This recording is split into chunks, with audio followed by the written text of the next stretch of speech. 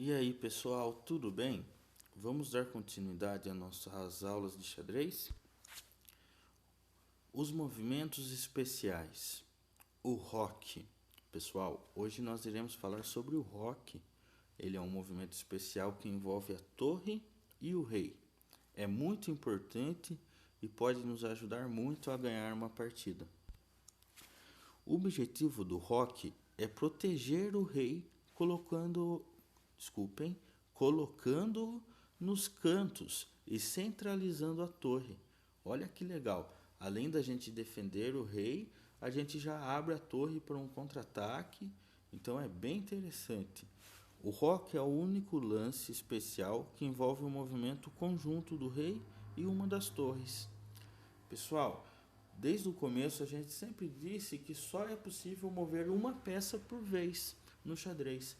Mas esse lance, ele nos permite movimentar duas peças. No mesmo lance, a gente movimenta o rei e a torre. No mesmo lance. Isso é muito legal. Nos dá uma grande vantagem. Então se atentem às regras para esse movimento para que podemos entendê-lo e poder executar depois. O roque é ilegal se o rei e a torre já tiverem sido movidos anteriormente. Você não pode ter mexido em nenhum momento durante a partida a torre e nem o rei para poder realizar esse movimento. Se em algum momento você precisou mexer o rei, você já não vai mais conseguir fazer o roque. Além disso, as casas entre o rei e a torre devem estar vazias. Você já deve ter aberto ali o cavalo, o bispo. Se for na ala da dama, ter tirado a dama dali. Então tem que estar com o caminho livre para que o roque possa acontecer.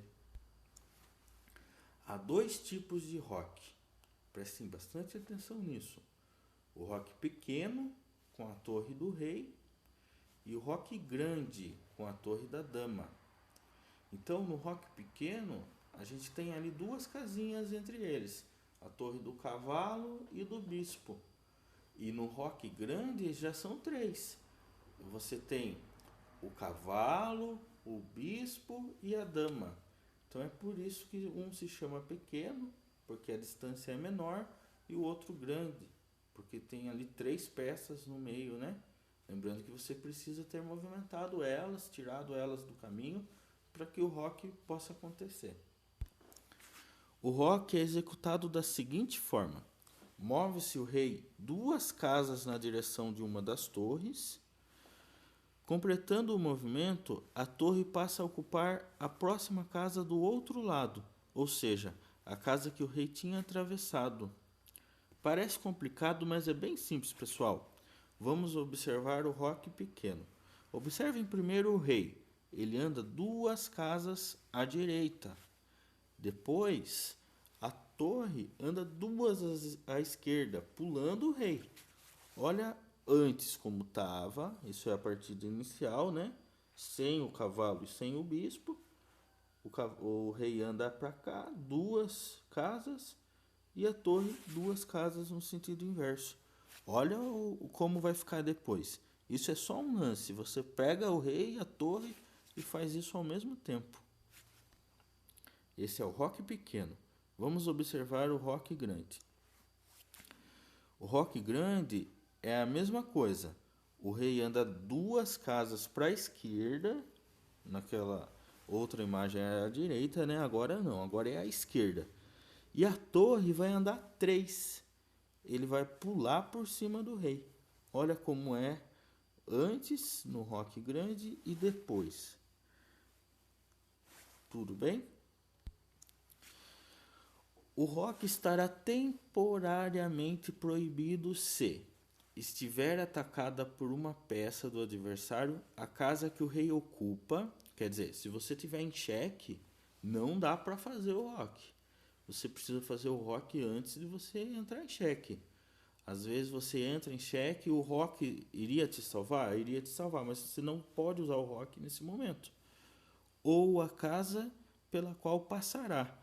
Quer dizer, se uma casinha ali que o rei vai passar por ela para realizar o roque estiver sendo atacada por um bispo, uma dama do adversário, qualquer peça, um cavalo, um peão, você também não pode fazer o roque.